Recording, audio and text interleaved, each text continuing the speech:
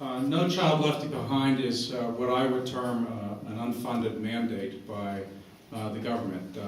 It had noble goals. It's a law that has very noble goals of bringing U.S. children's accomplishments, achievement up. But without the proper amount of funding, you're going to have the types of results that you see now. So what I advocate for is that No Child Left Behind be revisited, only to start looking at how do we put the funding in place to give the teachers the tools that they need to help the children, to give the schools the tools that they need, to give the families. And see, this is an important part of our educational system, is that the child, the family, the teacher, the school, all have to be brought in and be a partnership. Everybody has to work together to improve our school system. It can't just be one party or another. I was given a startling statistic the other day that India will graduate more engineers this year than the United States has college students. So it tells you that we have to compete on an international level that is really beyond our scope. When you think that they're going to graduate more engineers than we have students, that's very frightening. So we have to do better. And one of the things that I know the federal government has is that they have programs to help, the federal government has tools that schools can use to improve what they're doing. In fact, there's a program called the Adventures of the American Mind that brings school teachers to DC and trains them on how to use the Library of Congress to improve what they're doing, because there's so many resources there. So what I'm saying is that we all have to work together. We have to do things to improve what we're doing. The tools are there. We have dedicated teachers across this district. We just have to help them be better. Thank you.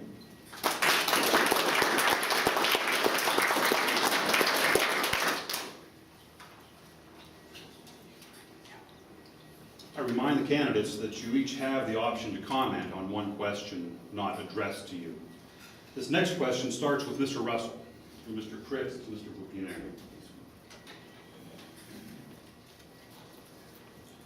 What can you do to bring more employees to rural Pennsylvania?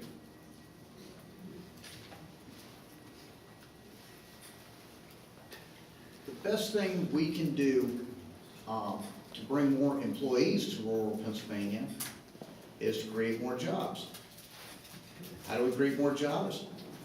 We get the government out of the way. For too long, we have been looking to Washington and to earmarks to create these jobs. But all too often, it is in fact the government, whether we're talking about the Department of Energy or the EPA, that interferes with the development of the resources we have right here in southwestern Pennsylvania.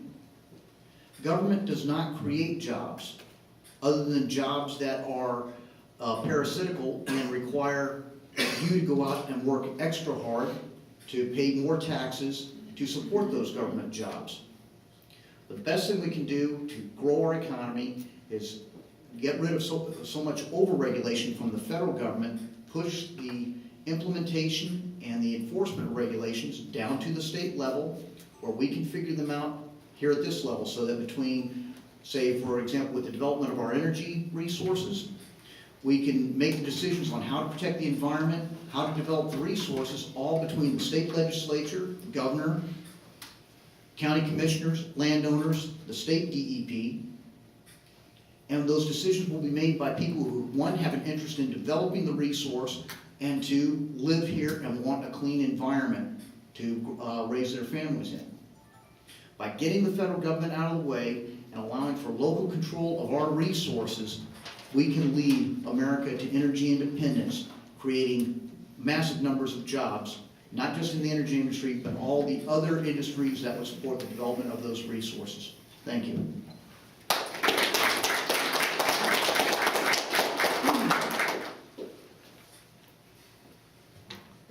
In Western Pennsylvania, for the past several years, I've been working on economic development issues across this region. And government does play a role. You have to bring folks together from the federal, the state, the local. You have to get economic development folks involved, agencies, and you have to get private industry. It's a partnership. And what I would do to bring jobs to this region is I actually have a jobs plan. And one of them is that we revisit the trade agreements that we have. We've lost so many jobs because of NAFTA, CAFTA, most favored nation status with China. We've lost our manufacturing base because of this. And we have to revisit these agreements so that American workers, the best workers in the world, have a fair opportunity to compete for this work.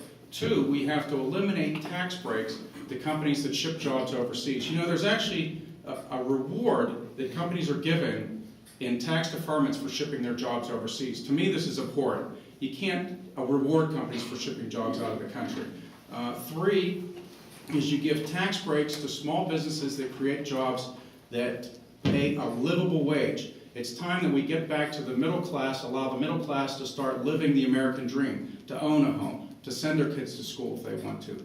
And fourth is, it's wrapped around energy. We have coal, we have the Marcellus Shale natural gas, we have wind energy with Gamesa manufacturing plant up in Evansburg, we have solar power, actually. We have a solar power plant in Mount Pleasant, Pennsylvania, and north of Pittsburgh. It's not in the district, but Westinghouse has thousands of engineers working on nuclear. So Western Pennsylvania could be the energy capital of the world, and it could be our industry of the future.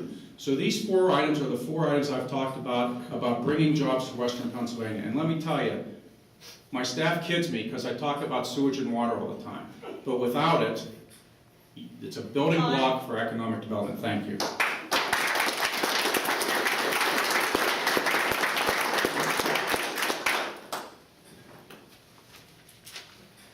One of the things we always hear in this region, and it's the most concern, is that we are losing our youth in this region. Most of my peers have long left the area, and they're not coming back until we create the appropriate environment to attract younger people to want to stay in this region. And we're always looking at other generations to provide these answers. I think it's time we start looking at a younger generation to ask them, what will it take for you and your peers to stay? What attracts you to the region? And so I think that my candidacy is unique in that regard. A few of the things that I'm looking at of most concern in the region we need to improve upon, first and foremost, is infrastructure in the region. We must also have a well-trained workforce, and then we need to look at innovative marketing for the region. We have a chance to put people back to work here at home by providing energy to the nation. We can create newer technologies for a cleaner coal and responsibly tap into our natural gas resources. We can also revive our manufacturing base by being leaders in the world, in the nation, of building new technologies that harness the wind, the sun, and the water.